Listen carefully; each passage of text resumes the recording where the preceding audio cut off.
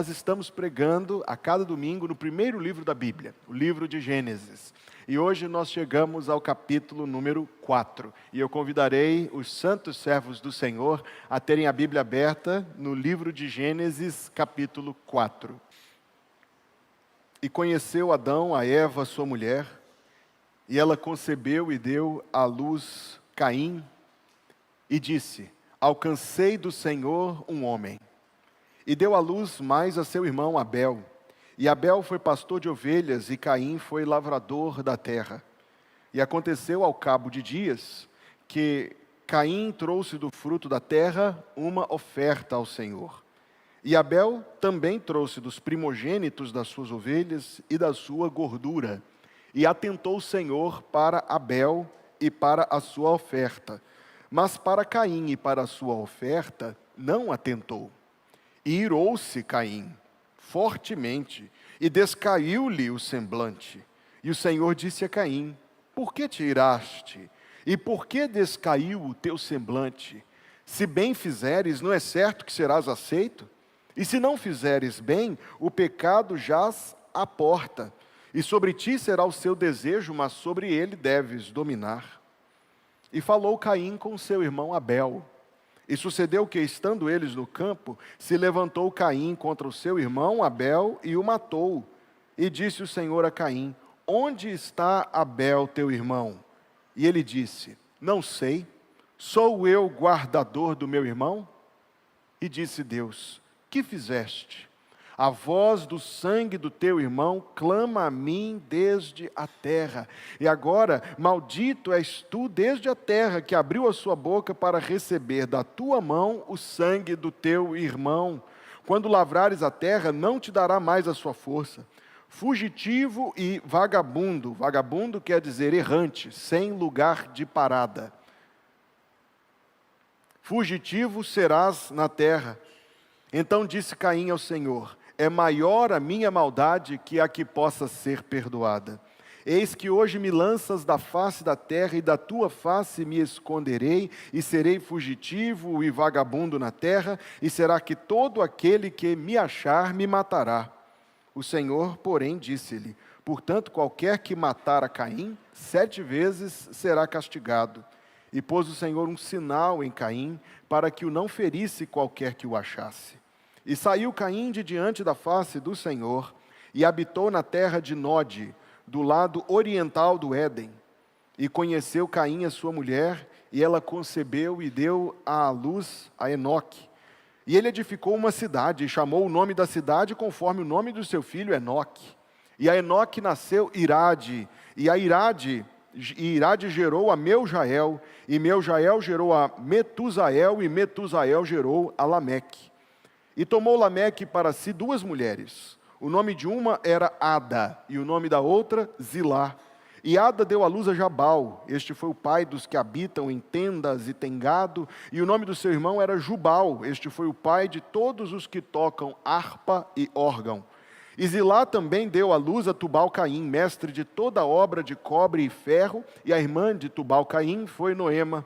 E disse Lameque às suas mulheres, Ada e Zilá: ouvi a minha voz, vós, mulheres de Lameque, escutai as minhas palavras, porque eu matei um homem por me ferir, e um jovem por me pisar, porque 7 vezes Caim será castigado, mas Lameque 70 vezes 7. E tornou Adão a conhecer a sua mulher, e ela deu à luz um filho, e chamou o seu nome Sete, porque disse ela: Deus me deu outro filho em lugar de Abel, porquanto Caim o matou. E a Sete também nasceu um filho, e chamou o seu nome Enos. Então se começou a invocar o nome do Senhor. Queira Deus que o Espírito Santo abençoe estas palavras para o nosso coração. Dizemos amém. Todas as religiões do mundo antigo, sem exceção, tinham alguma forma de sistema de sacrifício. Isso é algo não somente bíblico, mas histórico, respaldado por todo o conhecimento humano da história. Ao redor do mundo inteiro existiam sistemas de sacrifício. Em alguns casos, e infelizmente não poucos, o sacrifício era humano mesmo. E houve muitos e muitos episódios na história humana de sacrifício humano. Matar alguém como uma oferenda para um Deus. O Deus da Bíblia nunca exigiu tais sacrifícios, mas aqui estamos apenas falando sobre algo da história da humanidade. E você certamente já ouviu falar dos hábitos, das tradições, das coisas terríveis para imaginar e descrever, que faziam, por exemplo, nas nações vizinhas a Israel no tempo do Antigo Testamento. Por exemplo, havia um ídolo chamado Moloque, um deus. O seu ídolo era uma estátua feita de ferro, oca, com as mãos estendidas, as palmas abertas e juntas. O ritual era encher a estátua de brasas, até que o metal ficasse incandescente. Quando o metal estava incandescente, dizia aquela antiga religião que era a hora que o espírito tinha entrado no ídolo. E quando o metal estava incandescente, eu digo, é terrível descrever e imaginar isso. Uma pequena criança era posta nas mãos do ídolo. E o seu sacrifício era visto como algo agradável, algo que trazia chuvas, colheitas, que prevenia pragas, moléstias, coisas semelhantes a isto. É uma mera informação da história da humanidade. Sacrifícios eram uma coisa universal. Universal, e ainda que tenha sido grandemente deturpada, como nesse caso que eu citei, nós vimos no texto de Gênesis capítulo 3, onde tudo isto começou. Começou no próprio Deus, quando no capítulo 3, versículo 21, o Senhor Deus sacrificou um animal para com a pele desse animal prover uma cobertura para a nudez de Adão e Eva, e eles poderem assim ter um cobrimento por Deus provido à custa de sangue. Todos nós entendemos o que isso significa. Era uma lição didática. Deus estava dizendo que a cobertura do pecado é feita por meio de sacrifício de sangue. Então sim, esse rio de sangue que nasceu no Éden percorre todas as páginas do Antigo Testamento. Sangue e sangue e sangue, sacrifícios diários eram oferecidos, não humanos, mas sacrifícios diários eram oferecidos a Deus. O animal era morto, o sangue era recolhido diariamente. Sacrifícios eram oferecidos no templo do Antigo Testamento. Deus tomou algo que Ele próprio estabeleceu e que está presente no mundo todo e normatizou, determinou como deveria ser, a fim de que servisse a dois propósitos. O propósito primeiro de prover mesmo uma cobertura temporária, e o segundo de servir como uma lição didática, para que uma mensagem fosse transmitida: o pecado custa sangue. Na história que nós acabamos de ler, nossa interpretação deste livro é simples. Isto aqui aconteceu do jeitinho que está escrito. Na história de hoje, 2 homens ofereceram a Deus culto. Não como nós acabamos de oferecer, mas nas configurações daquela época. Mas o culto de um, aos olhos de Deus, para Deus, foi adoração ruim. Por quê? É uma boa pergunta. Por que o culto de Caim, por que a adoração de Caim era ruim? O que tinha ali que Deus não gostava? O que foi que ele fez que desagradou a Deus? E talvez você já tenha ouvido um número de mensagens nesse texto, mas eu quero fazer uma única afirmação. Não falarei sobre o tempo, nem sobre o modo, eu falarei uma única afirmação. Por isso tem uma linha grande aí no seu resumo. Por que a adoração de Caim era ruim? Resposta: porque ele queria ir a Deus do jeito dele, e não do jeito de Deus. Por que a adoração de Caim era ruim? Porque ele queria ir a Deus do jeito dele, e não do jeito de Deus. Para que você não perca nenhuma palavra, porque ele queria ir a Deus do jeito dele, e não do jeito de Deus. Repito, não quero elaborar demais detalhes do texto. Em suma, uma coisa: Abel ofereceu um sacrifício de sangue, Caim não ofereceu um sacrifício de sangue. E Deus determinou uma coisa: o caminho para chegar até Deus é um caminho por sangue. Sangue faz expiação do pecado, Deus revelou isso no livro do Levítico. Não será aceito ninguém que tente chegar a Deus se não for por meio de sangue. Sangue é a ideia de justiça satisfeita. A ofensa não foi omitida, a justiça foi satisfeita.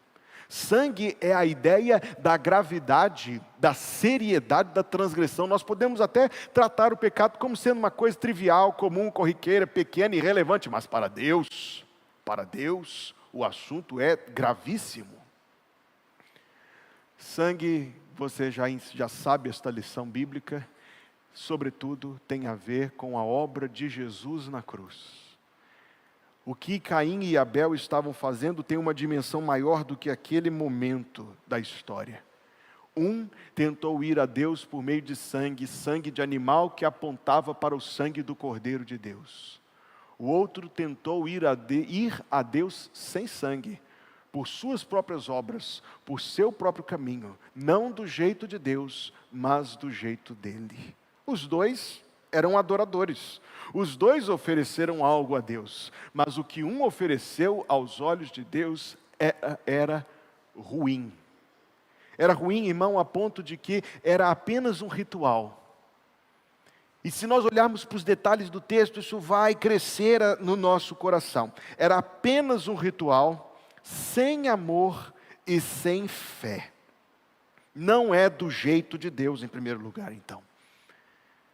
Deus concebeu no seu coração que o encontro com Ele, quer naquele tempo, na condição de ser feito por meio de um altar com sacrifício, com fogo, com sangue, com morte, quer nesta época dos propósitos de Deus, em que nós somos tão privilegiados de poder cantar e orar e ouvir uma pregação e ter a comodidade e os privilégios do acesso a Deus que nos é dado por Jesus Cristo. Das duas formas, o propósito era que o encontro com Deus fosse algo verdadeiramente transformador da vida daquele que perante Deus comparece. O culto de Caim não era isso. O culto de Caim era só um ritual cumprido. Sem dúvida ele aprendeu isso com Adão e Eva. Assim como muitos e muitos têm o privilégio, eu não tive este privilégio, mas muitos de vocês tiveram o privilégio de nascer num lar que servia o Senhor. O privilégio de ser ninados com hinos. O privilégio de ser levado para o berçário da igreja, de ser levado para o ministério infantil da igreja, de conhecer o livro sem palavras desde pequeninos, de memorizar João 3,16 antes de saber escrever o próprio nome. Já disse eu, para o lado da família da minha esposa, nossas meninas são a 5ª geração de crentes. Mas se não se converterem, serão a 1ª geração de incrédulos. Deus não permita isso em nome de Jesus. Deus intencionava que aquilo fosse mais do que apenas um ritual cumprido.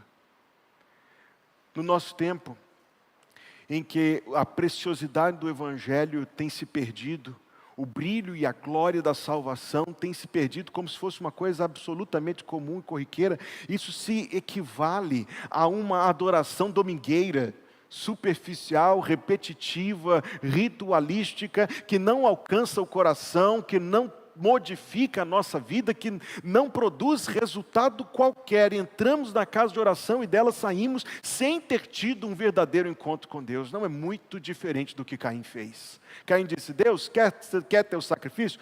Toma.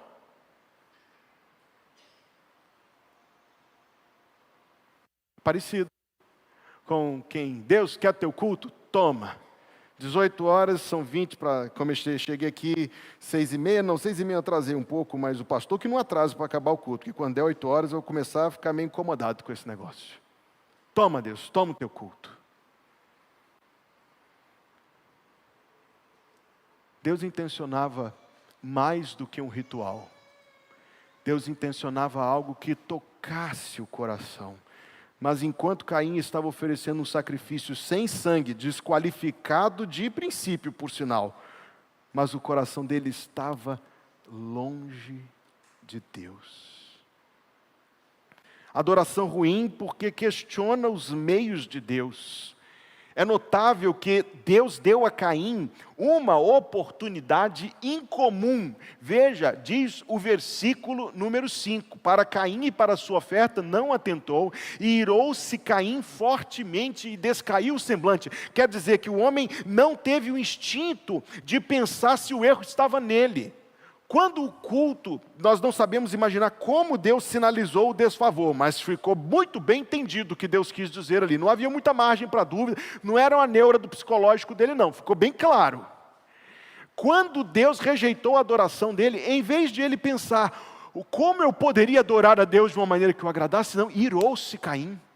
Descaiu o seu semblante, ou seja, ele não pensou em nenhum momento que talvez houvesse algo no coração dele. Ele não tinha entendido a ordem de precedência. Primeiro Deus, espera aí, isso aqui é para Deus. Não, talvez ele tivesse imaginado, se eu fizer isso aqui, toma Deus, toma o teu sacrifício que tu queres, aí Deus vai me mandar uma boa colheita, já que ele era um agricultor, talvez Deus vai me mandar as boas chuvas que eu preciso para ter uma boa colheita, para poder colher muito, para poder estocar as minhas coisinhas, etc, etc, etc.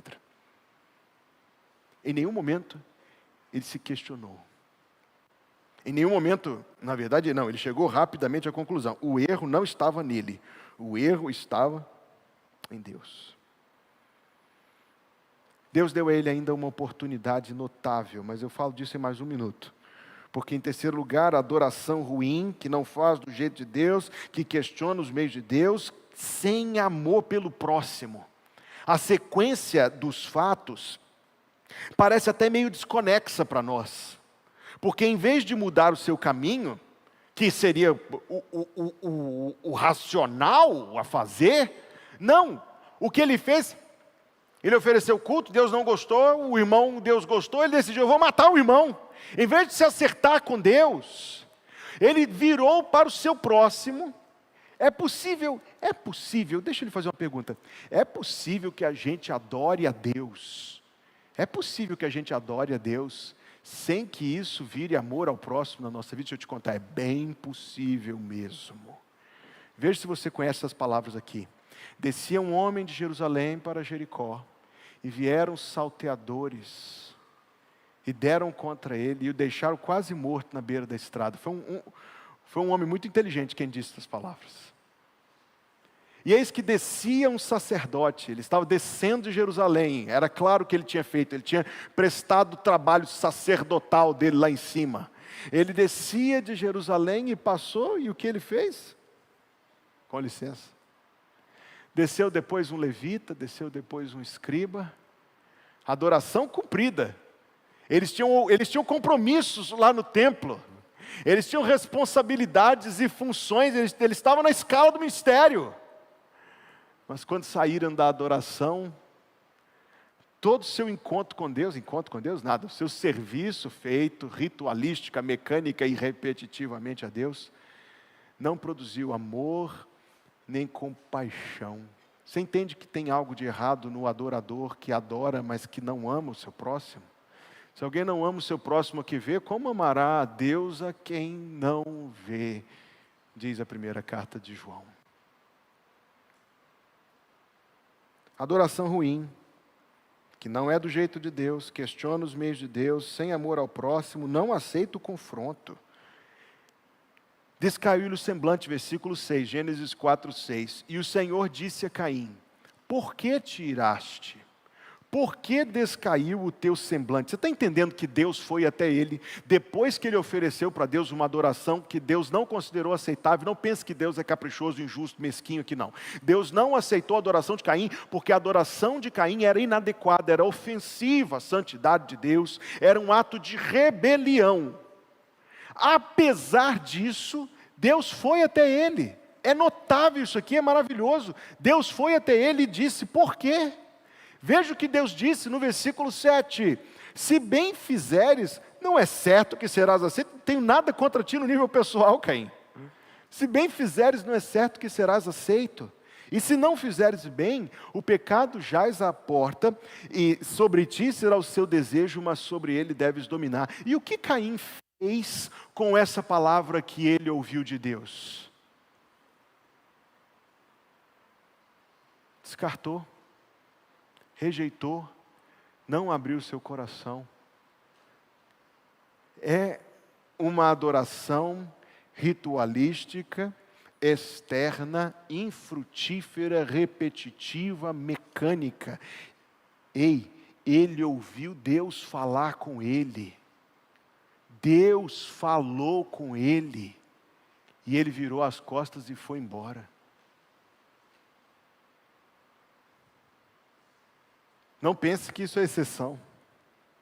Não pense que isso é exceção. Deus fala com a gente hoje. Primeiramente, primariamente, mais do que de qualquer outra forma, Deus fala com a gente hoje pela sua palavra. Deus fala pela sua palavra. O Espírito de Deus dispõe da pregação. O Espírito de Deus usa a escola bíblica dominical.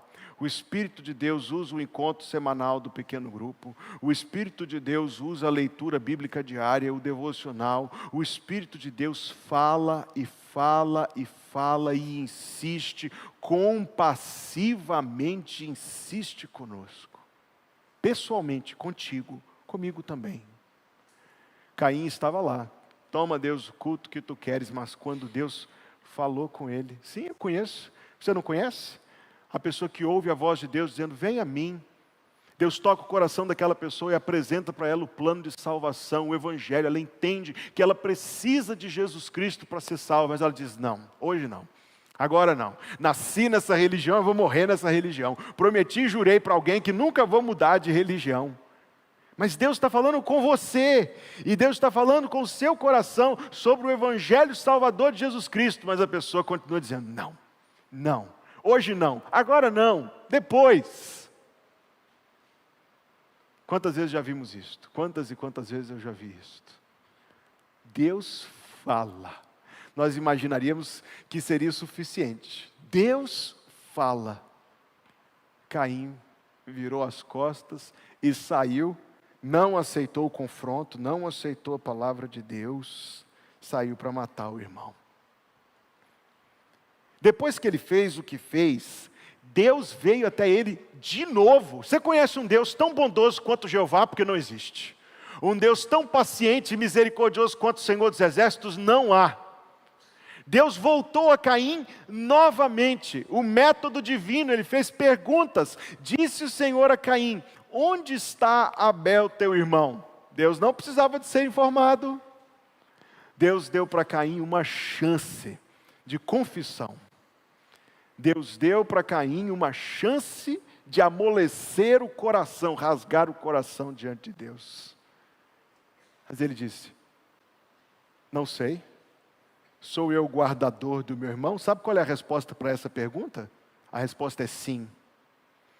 Você é guardador dos teus irmãos. Os irmãos são guardadores uns dos outros. A Bíblia é claríssima sobre isso. Os irmãos têm o dever de guardar uns aos outros, sim. Guardá-los em amor, guardá-los nas orações, guardá-los no serviço, ajudá-los nas suas dificuldades. Está neste livro, se descaírem as forças do teu irmão, sustentá-lo-ás. Tem pergunta desse tipo que Caim fez?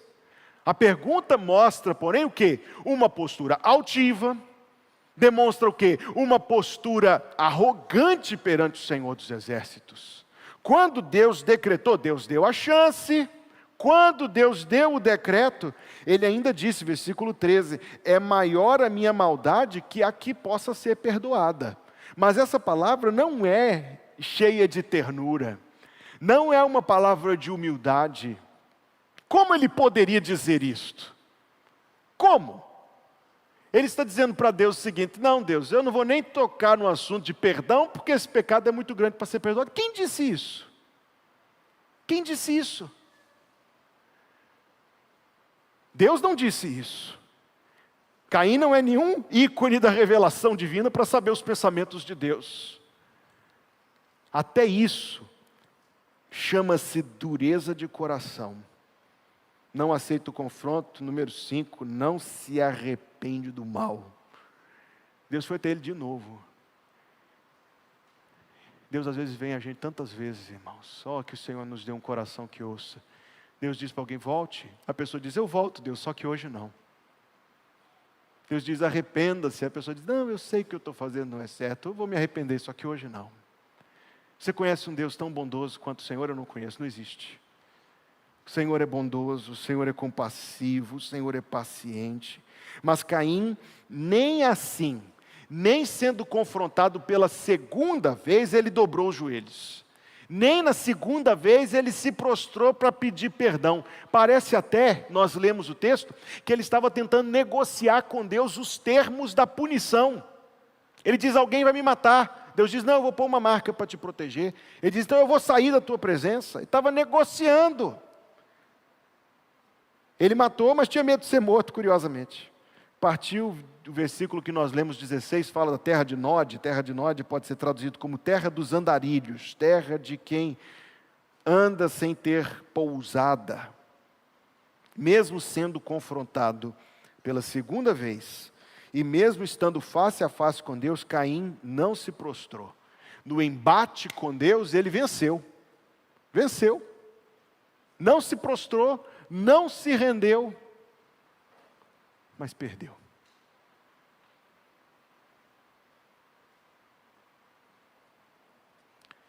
Adoração ruim, porque no final, no versículo 14, ele disse para Deus assim, da tua face me esconderei. Em vez de aproximar, afasta. Adoração ruim, que afasta em vez de aproximar.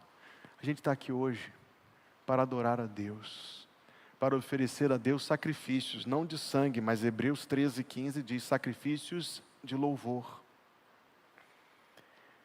Mas é formidável isso, é chocante, é espantoso isso, porque nós podemos estar no culto de uma igreja bíblica, cantando louvores lindos e que refletem a sã doutrina, perante a face do Deus Santo, com a Bíblia em mãos, e sairmos daqui, é possível que alguém saia mais longe de Deus do que estava quando chegou. É pavorosa essa ideia, porque Deus nos dá o recurso, a graça, o acesso para usarmos desta oportunidade para aproximar e estreitar a nossa comunhão com Ele. Achegai-vos a Deus, e o que diz o texto, meus queridos?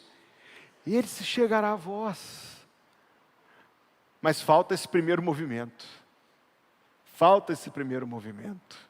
Entramos na casa repetitivamente, assentamos no assento repetitivamente, lemos o texto friamente, cantamos a música distraidamente, ouvimos a pregação sonolentamente. Não chegamos mais perto de Deus, não. E na prática isso se quer dizer uma coisa, que uma oportunidade de comunhão com Deus Santo se perdeu. Você entende por que a adoração é um assunto sério? E talvez a tragédia das tragédias da nossa geração é que a adoração tem sido reduzida a uma matéria de gosto pessoal. É a maior loucura do mundo. É a maior loucura do mundo.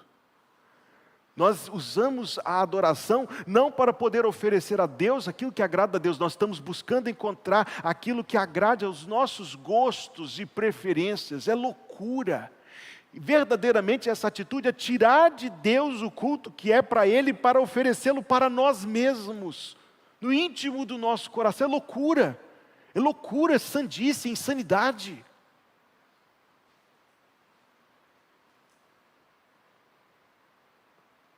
A oportunidade é dada de ter um encontro com o Deus vivo, e a oportunidade passa sem que tenhamos. Caim não teve. Caim, meus irmãos, que loucura essa história, pensar que isso aconteceu.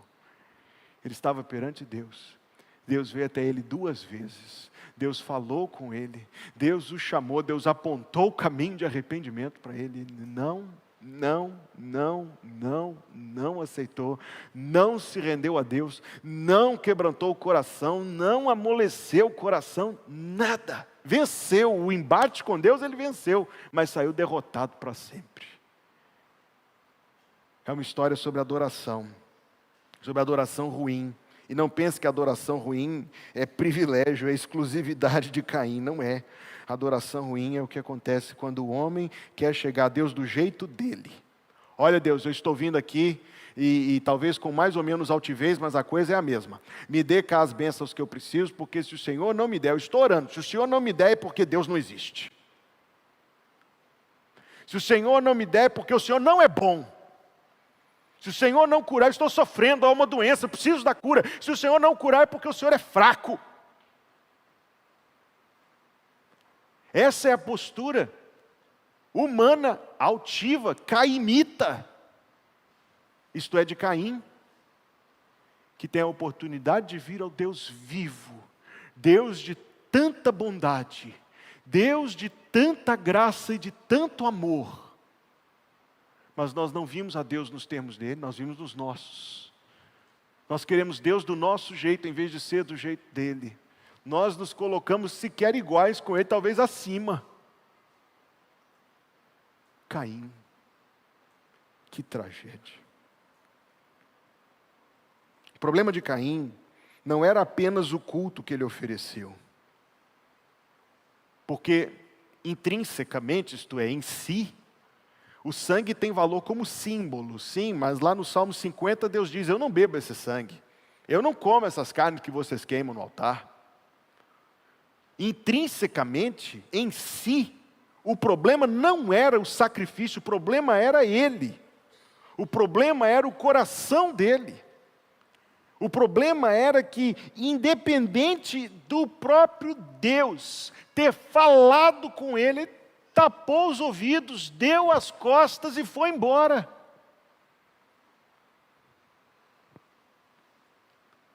E isso é adoração ruim, cujos resultados, nós veremos mais alguma coisa no texto, o texto é muito rico, mas cujos resultados são distância de Deus, endurecimento de coração, morte, enfim. Parece que a segunda parte do texto, que fala das gerações dele, parece ser uma nota histórica apenas, mas não é, tem uma lição bíblica ali. Adoração ruim, eu digo em segundo lugar, passando a gerações de maus adoradores. Porque diante de um começo como esse, nós imaginaríamos assim, puxa vida, não dá para esperar muita coisa boa desse povo que virá de Caim, não. Mas veio. Eles eram grandes. Vamos dar atenção ao texto. As realizações deles eram excelentes. A família de Caim era excelente em muitas áreas. O texto é claro sobre isso. Eles tinham realizações tremendas. Aí me pergunto, pastor, com quem Caim casou? Ele casou com uma irmã dele. Não tinha outras pessoas na terra. Naquele tempo isso não tinha alternativa. Tá certo? Depois a lei legisla, a lei de Deus, casamentos familiares. Ele se casou com uma irmã dele, não tem muito o que dizer além disso. Mas o texto nem se prende a esse ponto. O texto nos apresenta pessoas. O nome de Enoque. Enoque significa dedicado. E é o nome que foi dado a uma cidade, como nós lemos no texto sagrado. Construir uma cidade nos primórdios da história da humanidade. Uma cidade, minha gente, era tudo que tinha de desejável naquele tempo. Tinha comércio, tinha recursos, tinha gente, tinha muro, tinha porta, tinha segurança. Era tudo de bom. Se você olhar para o fato de que a história humana até hoje continua construindo coisas novas e melhores e mais desejáveis e movimentando dinheiro e movendo pessoas por causa disso, você entende o que aconteceu ali. O que foi a construção de Brasília que moveu gente do Brasil inteiro para o plano piloto ou qualquer outra cidade que foi construída. Sim, a família de Caim construiu uma cidade, rapaz. Não pense que eles eram gente pequena, não. Depois o texto nos fala de um homem chamado Irade. E o nome dele significa frota, esquadra. Quer dizer que esse pessoal sabia construir cidade e eles sabiam fazer barco. Nos primórdios da história da humanidade, eles sabiam fazer barco e o barco levava bens, pessoas, pescava e estava envolvido no comércio grande.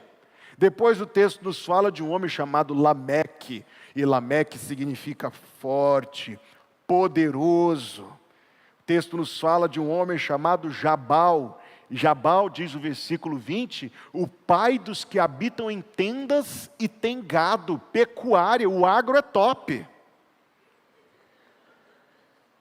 Jubal, diz o versículo seguinte, que foi o pai dos que tocam instrumentos, harpa e órgão. Eles introduziram no mundo música, arte, beleza, diversão. Você está percebendo que isso aqui é uma família só? Sabe aquela família que todo mundo é excelente? Sabe aquela família que todo mundo é vitorioso? O tal do Tubal-Caim, é um nome bonito, minha irmã que está aí, presta a ter filho. O tal do Tubal-Caim, diz o versículo número 22, mestre de toda obra de cobre e de ferro.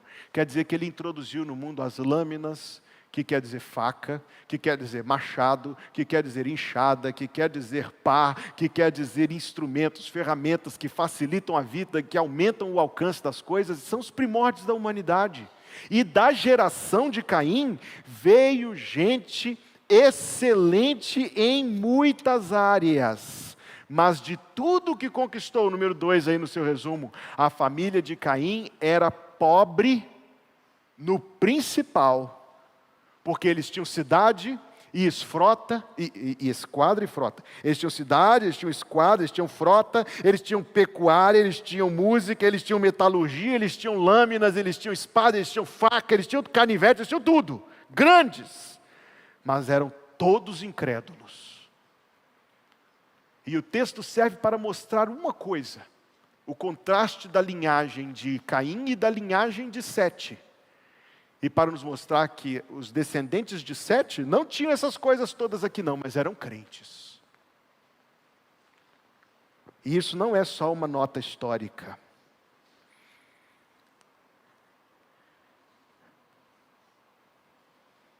Por causa desta pergunta, como estamos em relação à nossa família? Parecidos ou diferentes? O filho dele construiu uma cidade. O neto tinha uma esquadra, uma frota. Então ele tinha o que falar. Ele tinha o que se gabar dos filhos. E talvez a gente seja carregado por um sentimento semelhante. A gente quer que o nosso filho tenha um diploma. A gente quer que o nosso filho tenha contra-cheque. 5 dígitos. A gente quer o quê? Que o nosso filho tenha um bom casamento, sendo que bom aí significa o quê? Casar bem, né? Talvez na cabeça de um, casar bem socialmente, casar bem para se garantir, para ter um bom apoio. Eu não quero que meu filho passe necessidade. Quer dizer, nós temos um empreendedor chamado Enoque, nós temos um empresário do agro chamado Jabal, nós temos um construtor, quer dizer, um inovador chamado Jubal, nós temos um construtor chamado Tubal-Caim, nós temos um poderoso chamado Lameque. Tá bom, não tá. Em todas essas realizações, eles estavam longe de Deus. E as suas realizações? Eu falei dos filhos, mas e as suas realizações? Tem construído a sua vida? Parabéns, que coisa boa. Tem conquistado vitórias? Maravilha. Tem servido o Senhor? Tem construído um nome neste mundo? Tem construído um nome na eternidade? Tem ajuntado neste mundo? Tem ajuntado na eternidade? Tem se preocupado com as coisas desse mundo? Ah, pastor, eu não tenho nem tempo para pensar nessas coisas. Deus sabe como a minha vida é. Deus sabe, inclusive, melhor do que você. A tolice, loucura, de negligenciar as coisas espirituais. Será que você algum dia já recebeu aquele folheto evangelístico? Falando assim, o que vai importar daqui 100 anos? Alguns lembram desse folheto, um folheto antigo? Lembram desse folheto? Que diferença vai fazer daqui 100 anos o carro que você dirigiu, a casa que você morou, a roupa que você vestiu, o saldo da sua conta, se as pessoas sabiam o seu nome, se você tinha poder, se você estava nas redes sociais, ou se você estava no jornal, na rádio, na televisão, onde for. Que diferença vai fazer? Daqui 100 anos, uma coisa vai fazer diferença: se Jesus é o seu Salvador. Daqui 100 anos, ou você vai estar para sempre na bênção, ou para sempre na maldição. Daqui 100 anos, o carro que você dirigiu vai ter virado uma lata velha. Mas a sua alma vai estar viva, ou na bênção eterna, ou na maldição eterna. E volto a falar dos filhos, porque talvez a gente se preocupe em garantir para os nossos filhos uma boa vida, e eu acredito sim que é dever a gente fazer o que puder nisso, mas isso vem de baixo, isso vem depois. Isso é secundário. Secundário ao quê? A eternidade da alma. Os seus filhos, essas crianças que estavam aqui, também têm uma alma que não vai morrer nunca. E que também vai comparecer perante Deus, para ser julgados. Para a vida e bênção, ou para a morte e maldição. A família de Caim, gente, tinha tudo. Mas era pobre no principal.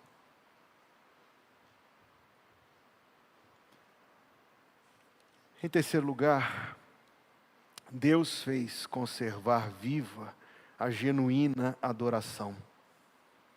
Enquanto essas coisas estavam acontecendo, e a passagem, antes de eu entrar nesse terceiro ponto, ela tem essa nota sobre o rumo da vida. Caim passou a sua má adoração para a geração seguinte, e para a geração seguinte, e para a geração seguinte, e para a geração seguinte. Enquanto isso estava acontecendo e se desenrolando, essa decadência desenfreada, do outro lado, diz o versículo 25, Adão tornou a conhecer a sua mulher, e ela deu à luz um filho, e chamou o seu nome Sete. E a Sete, diz o versículo 26, também nasceu um filho, e chamou o seu nome Enos, e então se começou a invocar o nome do Senhor. Percebe agora, do começo ao fim, que é uma passagem sobre adoração? E é uma passagem sobre adoração no sentido real e mais genuíno e amplo do termo, mais do que cânticos. Embora cânticos sejam um dos meios da adoração. Não, é uma passagem sobre adoração e sobre o efeito da adoração na vida. Volte lá para o que aconteceu no começo do capítulo, quando Eva recebeu o seu filho, no versículo 1, e disse: alcancei do Senhor um homem. Capítulo 4, versículo 1. Eva tirou conclusões precipitadas. Ela achou, dizem os comentaristas todos, ela achou que esse filho era o Salvador que Deus tinha prometido que ia pisar na cabeça da serpente. Que decepção!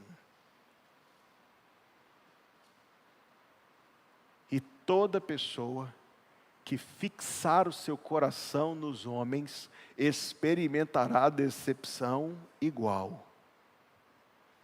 A gente vê as pessoas aí brigando por causa de políticos, não é verdade? Estão fixando seu coração nos homens. Estão acreditando que um homem tem o poder de destruir ou que o outro tem o poder de salvar, ou as duas coisas.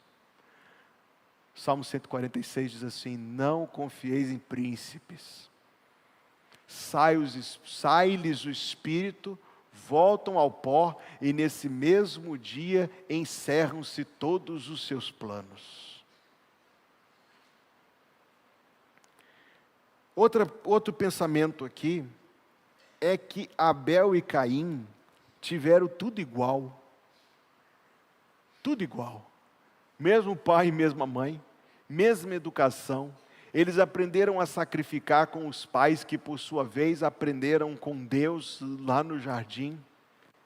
Não é um negócio apenas a ver com meio, não é um negócio apenas com meio, não. Mas eles fizeram escolhas diferentes. Caim foi um homem que rejeitou. E até quando Deus falou com ele, fechou o seu coração. Abel é um herói da fé lá de Hebreus 11, sabia disso? Ele é um herói da fé de Hebreus 11. Porque ofereceu mais excelente sacrifício do que Caim. E, como eu disse, a passagem é toda sobre adoração. Outro filho veio, no versículo 26, que começou a invocar o nome do Senhor. Faz lembrar do versículo que diz: todo aquele que invocar o nome do Senhor será salvo. Adoração, queridos, é um assunto muito importante. Adoração não é uma atividade semanal de alguns minutos. Adoração é, na verdade, a oferta da própria vida a Deus, é a própria comunhão com Deus, é a própria comunicação com Deus, é uma das coisas mais essenciais à salvação, porque Deus nos criou para a glória dEle, deste propósito desviamos, a este propósito regressamos por meio de Jesus Cristo. Uma das formas como glorificamos a Deus é adorando a Deus. Então, se o texto é sobre adoração, eu tenho que falar sobre adoração. Jesus Cristo falou que a adoração da nova aliança, a oração dessa dispensação seria adoração em espírito e em verdade. Não quer dizer apenas em sentimentos, a sinceridade está envolvida, mas é uma sinceridade direcionada, é uma sinceridade moldada biblicamente. Começa pela salvação e se amplia e estende para todas as áreas da vida, fazendo com que tudo convirja em adoração e louvor.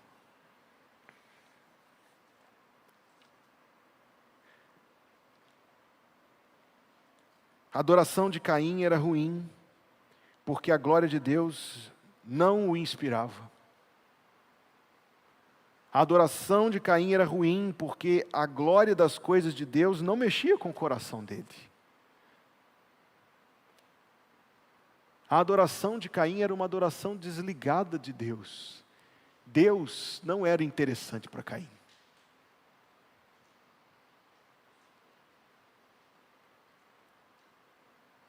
O que é Deus para você? O que é Deus para você? É preciso que Deus seja mais do que uma ideia. E é preciso que a adoração seja mais do que uma repetição. É preciso que a coisa seja feita mais do que por hábito.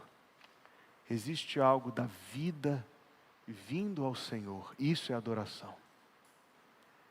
Nós lançamos mãos de palavras escritas por outros nos cânticos, mas estamos falando, nos apropriando destas palavras para nos dirigir a Deus. Por exemplo, a música que foi escolhida para encerramento deste culto, não foi uma música que eu indiquei, foi uma música que o Adson selecionou conforme o Senhor lhe inspirou. E veja só, eu queria que nós lançássemos mão das palavras deste hino para a nossa meditação. Irmão Tiago, se o irmão pudesse projetar a letra desse cântico de encerramento.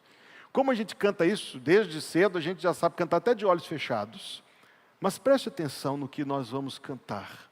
Saudai o nome de Jesus. Essa expressão um pouco formal, um pouco incomum. É a ideia de prestar um respeito. Não é uma saudação, não. É uma saudação no sentido de pôr-se de pé, de prestar um reconhecimento, uma honra. Saudai o nome de Jesus. Nós vamos chamar as criaturas mais altas que Deus criou, arcanjos. Se você visse um arcanjo, você ia ficar todo assombrado. Mas nós dizemos para eles, arcanjos, diante de Jesus, vos prostrai. O Filho do glorioso Deus, com glória coroai. Veja o que diz a próxima. Ó escolhida geração, sabe quem é a geração escolhida? Toda pessoa que já aceitou Jesus. Você pode fazer parte da geração escolhida, se você abrir o seu coração para o Filho de Deus. Ó escolhida geração do bom e eterno Pai, o grande autor da salvação, Jesus Cristo, com glória coroai. Ó perdoados por Jesus. Só de pensar que eu caibo dentro destas palavras, meu coração sente gratidão e paz e alívio de novo. Se eu morrer para esta vida, eu vou entrar para a vida eterna sendo um dos perdoados por Jesus, por causa da bondade dEle.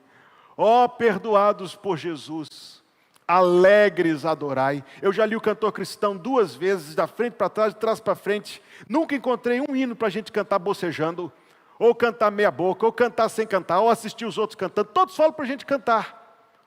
alegres, não sonolentos, alegres adorai. A adoração sonolenta diz que Deus é entediante, isso é uma ofensa. O Deus de paz, o Deus de luz, com glória coroai. E aí nós vamos dizer para o mundo inteiro: ó tribos, raças e nações, ao Rei divino honrai. Olha essa expressão: a quem quebrou os vis grilhões, isto é, as algemas que nos aprisionavam ao pecado, ao inferno, à morte, à maldição. A quem quebrou os vis grilhões, com glória coroai. Isto é adoração. Isto foi escrito há 300 anos, não tem problema, não tem data de validade. Nós vamos nos apropriar destas palavras para oferecer a Deus adoração. Sim, mas para que eu conclua, tem que ser mais do que meras palavras. Caim fez o ritual, mas o coração dele não estava com Deus. Use desta oportunidade. Deus está te dando uma chance, mais uma, de trazer o seu coração a Ele, em arrependimento, em fé, com o coração quebrantado e sincero. No final do culto eu vou estar lá na porta, cumprimentando as pessoas.